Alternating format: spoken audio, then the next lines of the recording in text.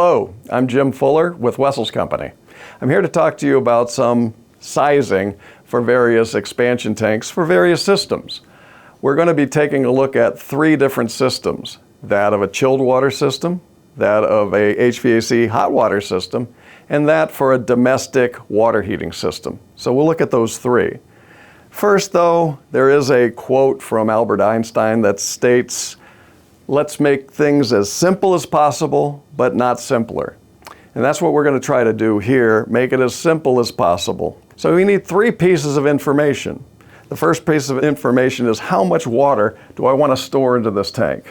The second piece of information is, what is the low pressure that I'm expecting to see this tank experience? And third is, what am I trying to protect the system to as the maximum pressure for the system? So those three pieces of information, you can size any tank. So let's start looking first at HVAC heating side, because that seems to be a bulk of expansion tank systems. So for example, we need to know how big the system is, how much volume of water it is, and what is the temperature range going for that water. So if we have a system and we know the size of the volume of the water within that system, we can start with our knowledge of what the temperature rise is going to be. The higher the temperature rise, the more expanded water.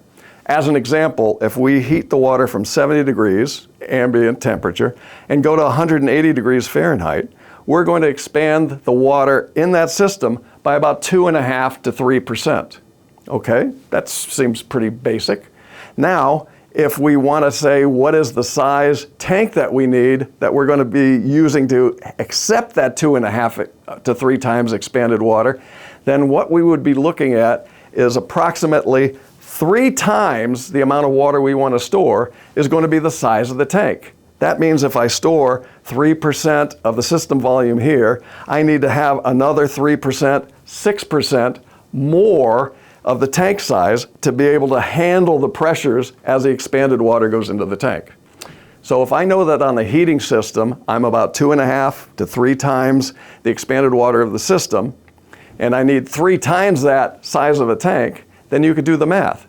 2.5 times 3 is about 7.5% of the system volume is the tank size that you need. So it's pretty simple, but not simpler.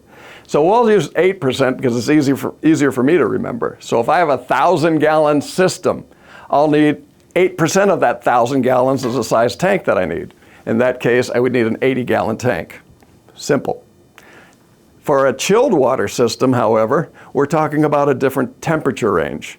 We're talking about, with chilled water, to be starting at about 35 degrees. That's the operating temperature of the chilled water system.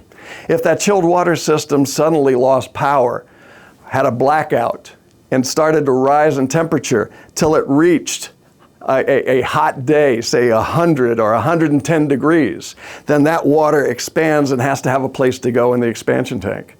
For a chilled water system, normally what we're talking about is about 0.8% of the system volume. So again, if you need 0.8% times 3 for the tank size, then that's going to be about 2.5 to 3% of the total system volume would be needed for your chilled water expansion tank. So that same 1,000-gallon system, that chilled water system, if it was 1,000 gallons, 3% of that is about a 30-gallon expansion tank. If we're now looking at the thermal expansion tank for a domestic water heating system, domestic water heating is going to be bringing your water in from the cold water supply from the street into your water heating system, water heater, domestic water heater, heating it for showers, laundries, etc. Normally that could be coming in at 40 or 50 degrees from the street and being heated to maybe 140 degrees. In that case, you're going to be experiencing about a 1.5% expansion for your water. So with that 1.5% expansion times 3 for the size of the tank you need, 1.5 times 3 is about 4.5%. So again, a 1,000-gallon water heater is going to be 1,000 gallons times 4.5%, or about a 45-gallon expansion tank.